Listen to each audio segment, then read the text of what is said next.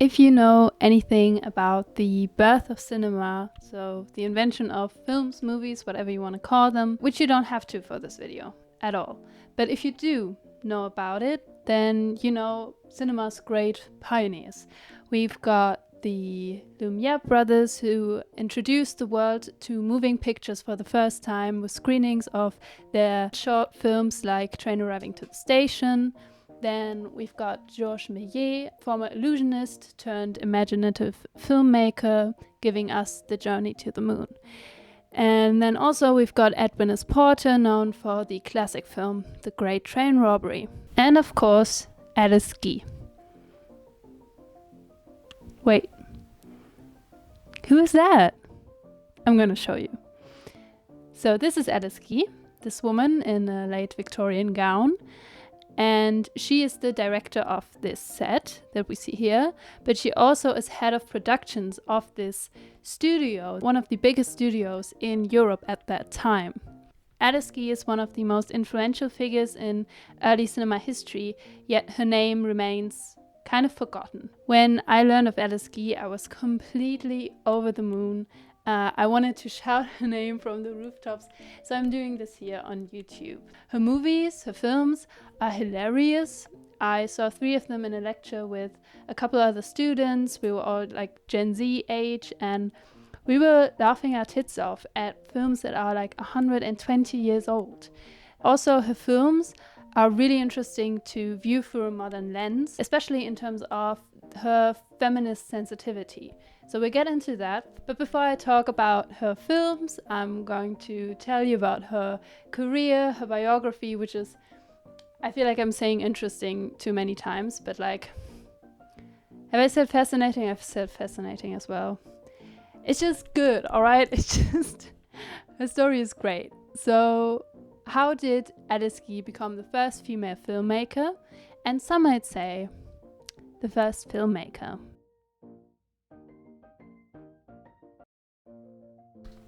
Alice Guy was born in 1873, and at 21 years old she landed a job as a secretary for Léon Gaumont.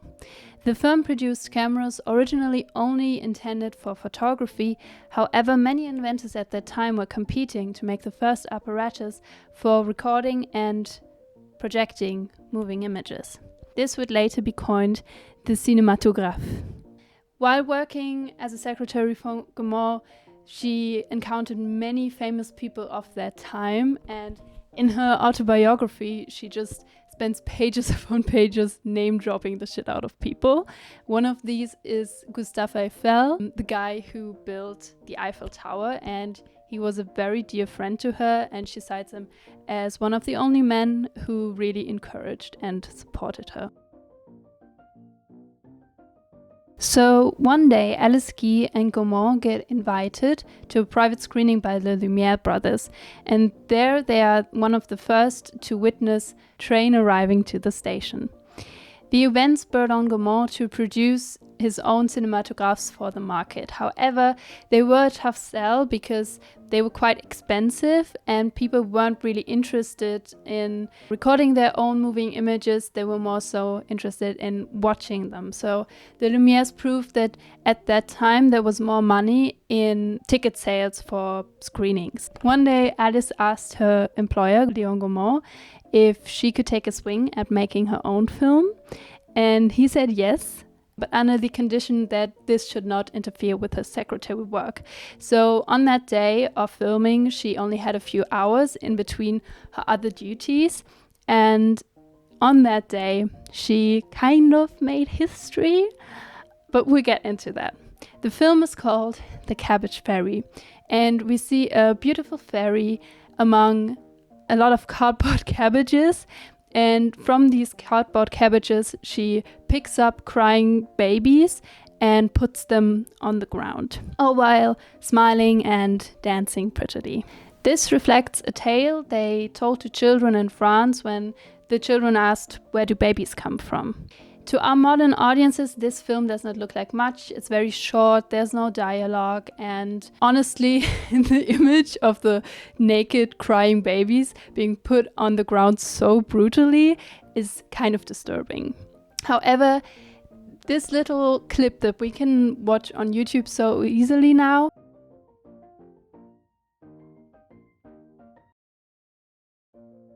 is of great historic relevance because it is kind of the first narrative film. So a little bit more about cinema. The films that we see today that we can watch on Netflix or in the cinema are very much a combination of photography and theater. We have camera work, lighting, lenses, all that stuff on the one hand, and then we have props, actors, scripts, and all of that on the other hand coming from theater. In the very beginning of the invention of the cinematograph, it wasn't at all clear that those moving images could be used for more than documenting live or stunning curious audiences. It was very much seen as a branch of photography. The first person to combine theater with photography, the first person to gather costumes and props and hire friends as actors, all to tell a story for film, was Alice Guy. So, is Alice Guy the first filmmaker? It depends on your definition of a film. The Cambridge Dictionary defines film as a series of moving pictures, usually shown in a cinema or on television, and often telling a story.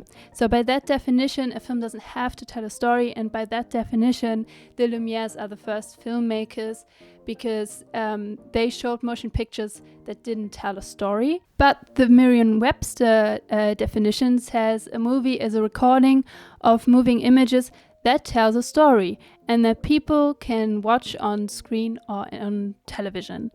So clearly, whether you think that a film needs to tell a story is another topic, and whether you consider Alice Guy to be the first filmmaker in history depends on you. I'm not going to wrestle with you about it. I just think it's fair to say that she originated the fictional narrative film that we know and love today by merging theater with photography. Talking about the pioneers of cinema often comes with this myth of the genius who created everything from nothing. In reality, however, the birth of cinema was a group effort with many players and ideas coming into the mix. So who was the first is not really the most important question. There were many people making many firsts. But if we're going to keep talking about the great pioneers of cinema, I just think we should address why Alice Guy deserves her spot among the others, not just as the first female filmmaker.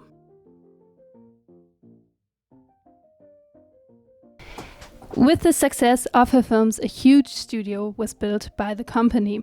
She became head of productions and hired co-directors, writers, actors, costume artists, and all other staff.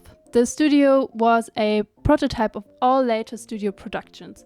According to her autobiography, she made about 400 films in the 10 years that she worked for the company. Most of these were short films, or like La Fée aux Choux, composed of just one scene, but she also had larger productions, with her biggest one being La Vie du Christ, The Passion of Christ, which ran for about 30 minutes-ish. She was also popular for producing the first films with sound.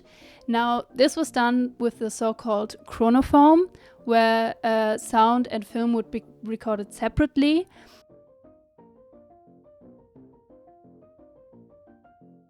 So what we're talking about here is not the commercially successful sound film of the 20s.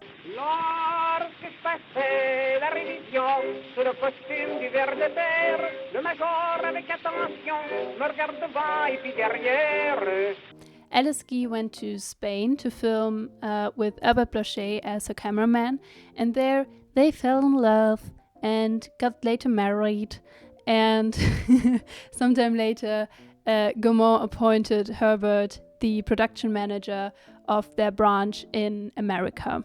So Alice went with him to America and abandoned her career of 10 years in Paris. Over in the US, Alice had 2 children, but she didn't want to leave filmmaking to her husband altogether. So in 1910, she and Herbert founded their own film production, Solax Studios. While Herbert worked as a producer, Alice was the artistic director and directed most of the films made there. In its glory days, Solax was the biggest studio in pre-Hollywood America. However, Herbert made some bad investments and drove the company into bankruptcy. On top of that, he cheated on Alice, which led to their divorce.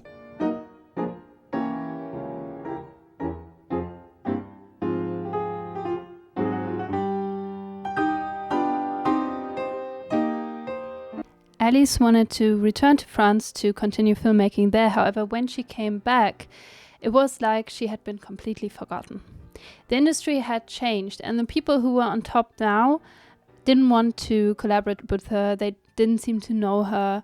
And sadly, this reflects a general trend in early cinema history, where in the very beginning there were a lot of women writers and editors and a handful of female directors like Alice Guy. However, when it became clear that film was a very lucrative business, the number of women fell drastically. In 30s Hollywood, there was only one female director by the name of Dorothy Asner. I will probably make a film about her too, because especially her film Dance Girl Dance is very interesting in terms of the question of the female gaze, and but also I have a huge crush on her. I mean, look at these pictures. Oh my god. If you want to see that video, you can subscribe. But yeah, let's get back to Alice. So the industry was no longer open for filmmakers like Alice Guy. She never made films again. But her whole life she fought for the recognition of her legacy and to get access to her films.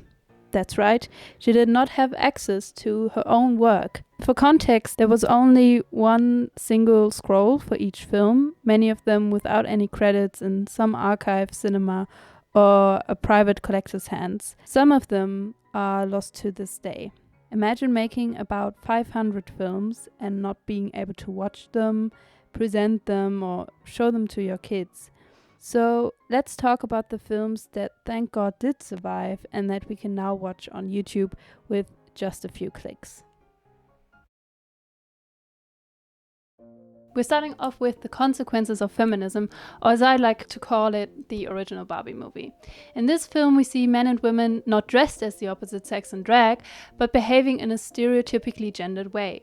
While the men are coquettish and shy, the women are bold and boisterous. We see a young man being accosted by a woman on the street, which leads to a fight when another woman steps in and then subsequently seduces the young man. The film pokes fun at the stereotypical behaviors of both genders, but the men would have gotten quite uncomfortable with the portrayal of their crude behavior. The cinema would have been one of the very few places where women were allowed to gather in large groups. So for them to see these women on screen hanging out in a bar or to themselves while the men are at home knitting, that must have been quite impactful. In the end, the men rebel and they storm the bar and kick all the women out.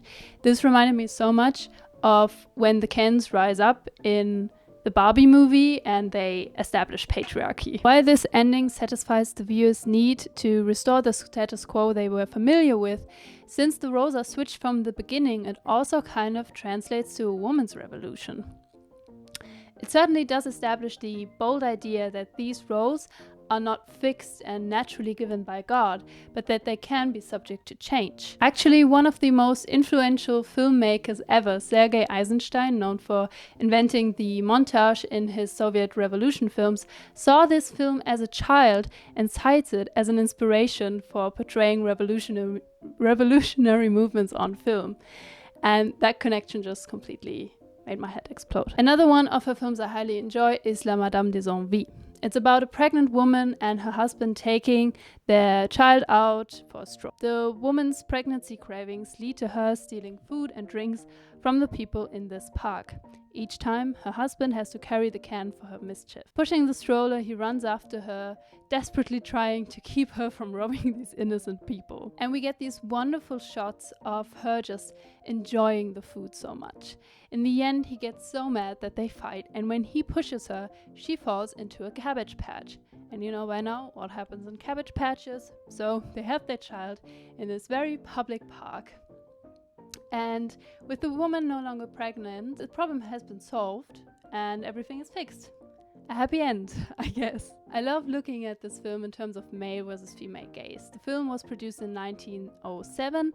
In the 70s, Laura Mulvey would coin the term male gaze as referring to the objectification of on-screen women by male filmmakers and audiences.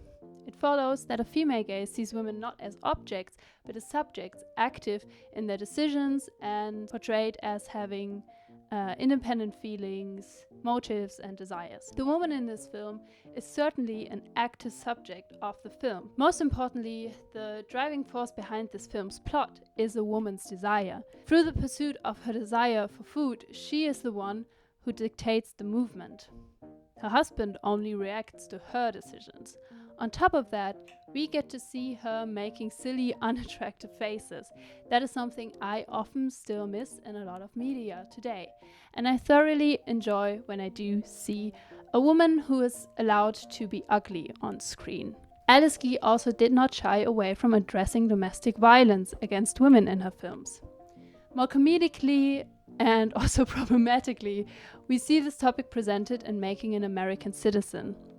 Here, a character named Ivan Orlov and his wife emigrate to America. Throughout the film, the husband has to learn several American lessons, which means each time he abuses his wife, a good American citizen steps in and reprimands him.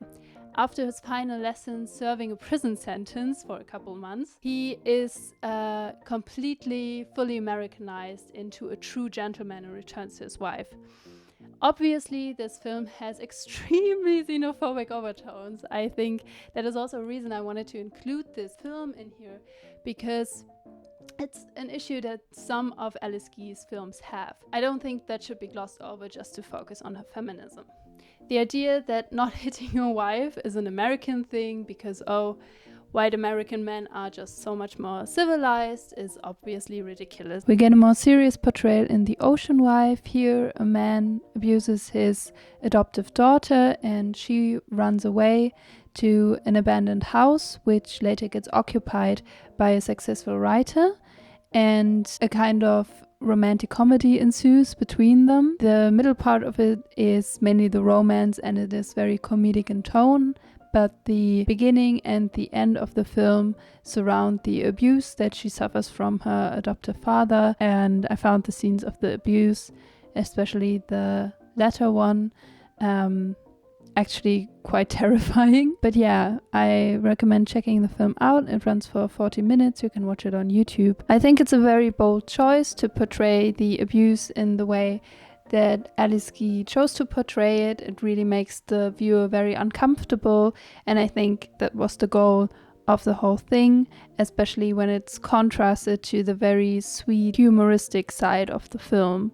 It really punches you in the gut, so to say. The next film is Across the Mexican Line. This film features what we now often call a strong woman, but for a film of that time, seeing an active heroine feels very refreshing and certainly makes the film feel modern. The heroine in this film is a spy for the Mexicans against the British. She flirts with an officer to gain information, but when he is captured by her people, she realizes that she has fallen in love with him.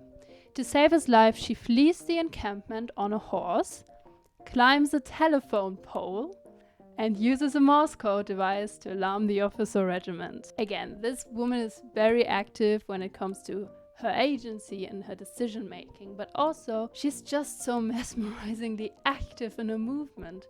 I was really captivated by the actress, and that image of her climbing the telephone pole will stay with me. A fool for his money. Alice Guy saw a show by the artist James Russell and was so impressed that she wanted to feature him in a film. She specifically wrote a script with Russell in the lead. However, his stable studio cast of white actors refused to be seen on screen next to a black actor. So, rather than dropping Russell and the whole idea, she hired black performers for the film, creating the first film with an all-black cast. The story is about a poor man, Sam, who is in love with Lindy. He finds some money on the street, becomes rich. Suddenly, Lindy wants him, but his rival cheats him out of the money at poker and he ends up poor and maidenless again. I personally didn't find this one very exciting. It's the kind of story we have seen too many times, I think. However, it is interesting to watch and imagine how differently the story would look if all the actors except the lead were white, the way that it was originally intended. I don't think it would have worked that well, because when Sam is ostracized from Linnea and the others, the audiences would read it as being due to segregation and not because he is poor. So I think in more ways than one, we can be glad that Alice made the decision to hire this all-black cast.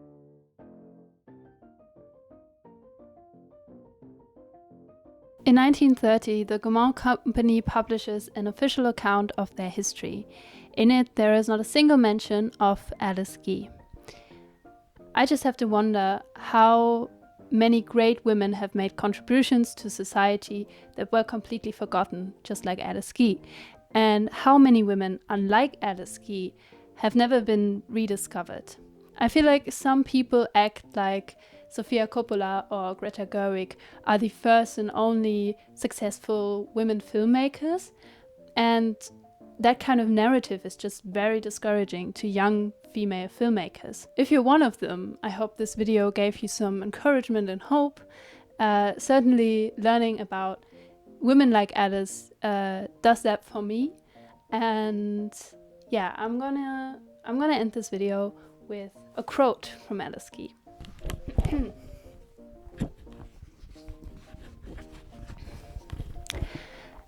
There is nothing connected to the staging of a motion picture that a woman cannot do as easily as a man, and there is no reason why she cannot completely master every technicality of the art.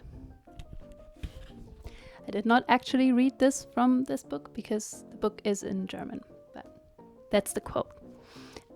Thank you for watching.